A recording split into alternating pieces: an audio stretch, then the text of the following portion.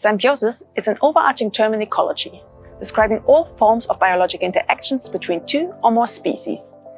It is derived from the Greek word syn, meaning together, and biosis, meaning living. Symbiotic relationships can be broadly categorized into 6 different categories. These are mutualism, commensalism, neutralism, parasitism, amensalism, and competition. Let's have a closer look at each of these terms.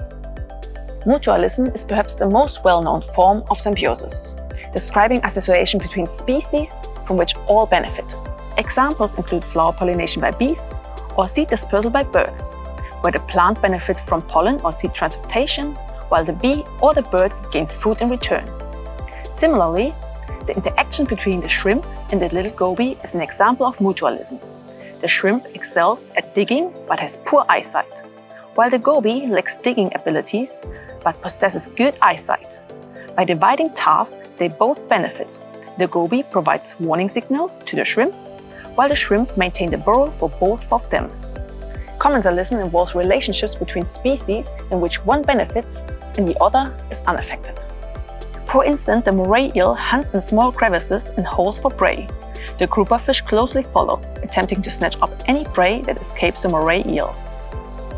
Neutralism describes the relationship between two species that interact but neither benefit nor are harmed by the interaction. It is difficult to prove its existence scientifically, and it is so far unknown how common neutral relationships are in nature. Parasitism, on the other hand, can be observed nearly everywhere in nature. It describes the relationship between species in which one has a clear benefit at the expense of another species. It includes many classical examples, such as this cuckoo species and its host. The channel-billed cuckoo lays its eggs in the nest of another species. The little cuckoo disposes of the host's offspring and are fed by the parents instead. In this case, the pied currawong is being parasitized. Amensalism is an ecological relationship where one organism is harmed while the other is unaffected. In this example, the rhino is chasing away insects which are then eaten by the birds. The rhino has no benefit from its action, while the insects are affected by predation. This is an amensalism relationship.